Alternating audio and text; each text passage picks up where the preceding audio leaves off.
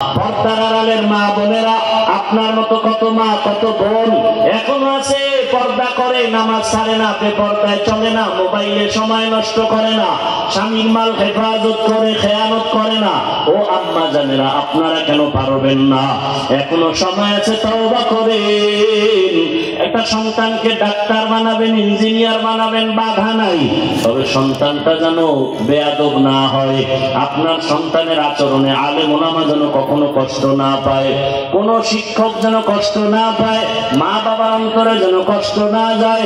এমন আদর্শবান সন্তান রেখে যাবেন। ডাক্তার হবে, কোরআন তেলাওয়াত করবে, রোগীও দেখবে, নামাজও পড়বে, মা বাবার জন্য দোয়াও করবে। এমন একটা ডাক্তার যদি রেখে যেতে পারেন, আপনার জীবনও ধন্য, সন্তানের জীবনও ধন্য। আল্লাহর কাছে মনে মনে তওবা করেন, আর আল্লাহকে বলেন, হে আল্লাহ, জীবনে আর নামাজ ছাড়বো না, আর বেপরদায় চলবো না, মোবাইলে সময় নষ্ট করব না, স্বামীর মাল খেয়ানত করব না, সন্তানটাকে আদর্শওয়ালা ডাক্তার বানাবো, ইঞ্জিনিয়ার বানায় যাব। সন্তান যেন কারোর সাথে খারাপ আচরণ না করে। ও আমার যুবক বাবারা, আল্লাহর কাছে মনে মনে তওবা করো। জীবনে আর দাড়ি কাটবা না, নামাজ ছাড়বা না, বেপরদায় চলবা না। মা বাবার দোয়া নিয়া, শিক্ষকের দোয়া নিয়া, ওলামায়ে কেরামের দোয়া পরামর্শ নিয়া নবীজির আদর্শ মেনে চলবো।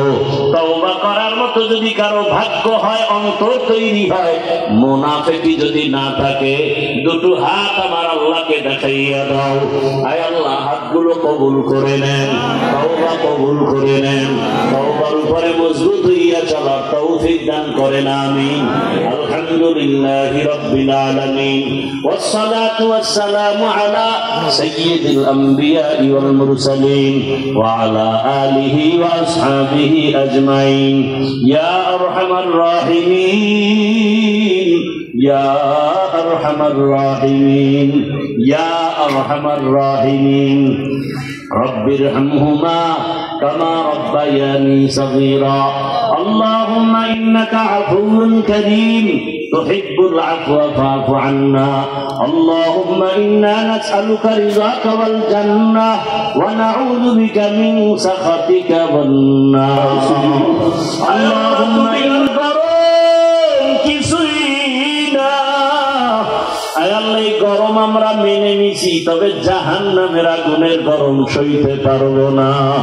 আয় আল্লাহ, কুদরতের নজর দিয়া তাকায় দেখে এই মজলিসের ভিতরে কত উলামায়ে কেরাম হাজির, কত যুবক, কত ছাত্র, কত মা, কত বোন।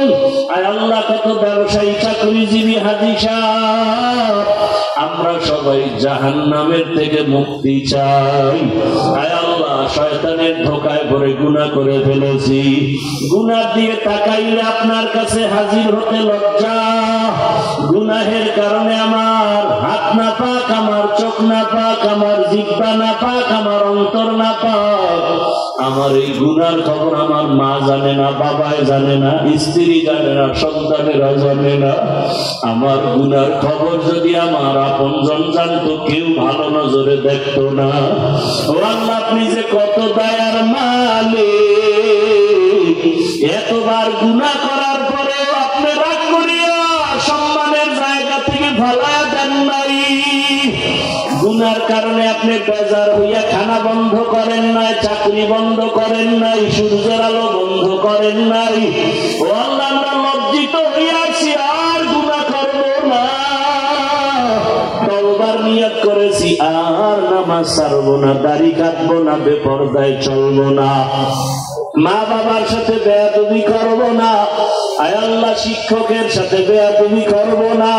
উলামায়ে কেরামের দোয়া নিয়ে নবীজির সুন্নাত অনুযায়ী চলবো। আমাদের তওবা কবুল করে নেন, জীবনের গুনাহ মাফ করে দেন। আয় আল্লাহ, গুনাহ অবস্থায় কবরে যেতে চাই না, গুনাহ নিয়ে আপনার আদালতে দাঁড়াতে চাই না। আয় আল্লাহ, গুনাহগারের যে শাস্তির কথা শুনলাম, এক সেকেন্ডের জাহান্নামের আগুন সইতে পারবো না। দুনিয়াতে মশার কামড় সইতে পারি না, সূর্যের গরম সহ্য করতে পারি না, জাহান্নামের আগুনের গরম কেমন করে সহ্য করব? হেদায়েতের নূর আমাদের দান করে।